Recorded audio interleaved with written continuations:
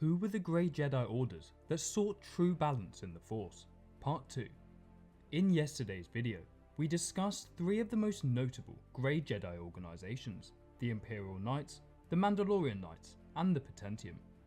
The Grey Jedi organisations held some similarities, but all differed from one another in ideology, practices, and philosophy. The organisations discussed in yesterday's video largely rejected both the Jedi and Sith teachings, carving out their own path and way of following the Force. However, rather than rejecting Sith and Jedi ideology, the first group we will discuss today drew heavily from both orders, attempting to combine their teachings. Known as the Jensaarai, this organisation was a splinter group of the Jedi and was formed by Nikkos Tyris. Tyris had discovered an old Sith manuscript detailing Larad Noon's philosophical thoughts, the history of the Sith, and their war with the Jedi. However, this information was highly misleading. While most of the book was correct in its teachings, it claimed one vital detail that was factually incorrect: that the Jedi had gained their power through stealing it from the Sith. While this was untrue, Tyris remained convinced of its authenticity, turning his back on the Jedi Order and taking his followers with him. He named the group the Jensaarai, meaning hidden followers of the truth in ancient Sith. However, around this time, the Sith were revealed once again to the galaxy. Anxious of any deviation into the dark side, the Jedi attacked them, killing Nikkos Tyris. Unbeknownst to the Jedi, some would survive, and they soon fled into hiding. They grew to hate the Jedi Order and rejoiced after Order 66. However, the Empire would view them as a threat, with Palpatine dispatching Vader to hunt them down.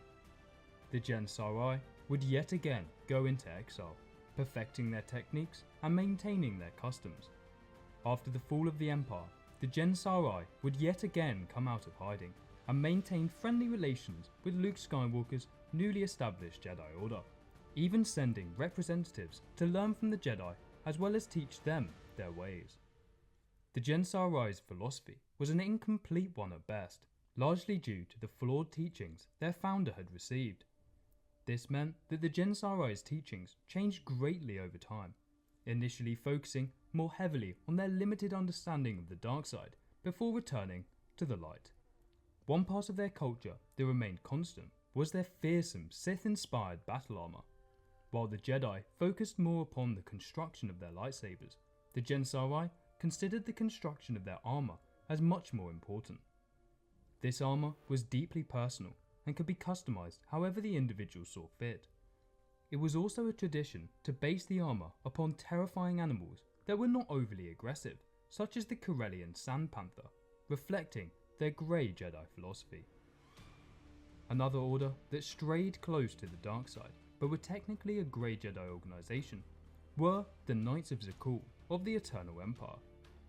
The Knights of Zakul can trace their origins from the tribal Force-sensitive leaders of Zakul. However, after the Sith Lord Vitiate took over the mind of Valkorion and formed the Eternal Empire, these Force-sensitives bent their will to their new Emperor. The Knights were unlike the Sith or the Jedi, and did not rigidly adhere to one side of the Force. The Knights were encouraged to explore their connection to the Force as they saw fit and pursue further knowledge. While the Order sought unlimited power like the Sith, this knowledge was to be shared with the other members and of course their Emperor.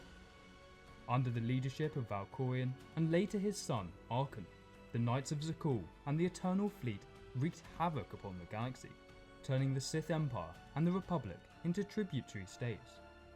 However, after the defeat of the Eternal Empire, the Order would fade into obscurity, later to be forgotten almost entirely.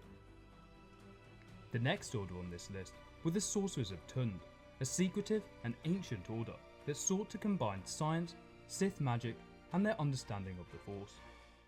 The Sorcerers were extremely proficient in the use of Force illusions, so skilled in fact that many outsiders believed them to be shapeshifters. The Sorcerers of Tund trace their origins back to the ancient Sith. The ancient Sith were a barbaric dark side wielding people, but were arguably far less ingrained in the dark side than they would later become. For example, King Adas, the first Sithari, would sacrifice himself for his people in a bid to drive the Rakata from the Sith homeworld, an act that would rarely be seen later on in the Sith Empire. This Rakatan invasion had a profound effect on the Sith, introducing the idea of extreme selfishness and the suppression of compassion. The invasion would also affect a number of Sith priests, who came to the realization that the Force spanned the entire cosmos, while also rejecting the idea of the dark and the light side. Due to this belief, they were rejected by the increasingly indulgent and immoral Sith, going into exile on the planet of Tund. The Order thrived on the planet, soon attracting other species to its ranks. They would eventually become known to the Jedi, who attempted to convince them to give up their dark side magic and join the Jedi. Although the Jedi were unsuccessful in their mission, they would continue to keep a watchful eye on them, making sure they did not descend further into the dark side. The Sorceress of Tund would survive Order 66, with Palpatine showing an uncharacteristic display of compassion by allowing them to exist, provided they never left their home planet. Sadly, the Sorcerers would eventually be destroyed by one of their own. A sorcerer named Rokor Gepta learned all he could from the group before destroying all life on the planet with an electromagnetic torpedo, eradicating the Order from existence. Another Grey Order that had its roots in the Sith were the Order of Revan, also known as the Revanites. This order was not opposed to the Sith. They simply wanted to reform it from the inside. They viewed Darth Revan as the perfect being and the embodiment of balance between the light and the dark side of the Force. Formed by the Sith known as Tari Darkspanner, the Order would accept anyone into its ranks, just as Revan had accepted anyone as his companion. The Order soon numbered in the hundreds and came to believe that the Sith Emperor was secretly Darth Revan himself. These heretical beliefs soon came under scrutiny of the Dark Council of the Sith, and they fled into the jungle. After 300 years of torture by the Sith Emperor, Darth Revan returned, taking control of the Revanites. By taking advantage of the wide variety of members, the Revanites sought to bring down both the Republic and the Sith. However, Revan and his Revanites would eventually be defeated on Yavin 4 by a coalition of Republic and Sith forces, leaving the Order leaderless and with no direction. The Order fled and was never seen again, presumed to have been disbanded.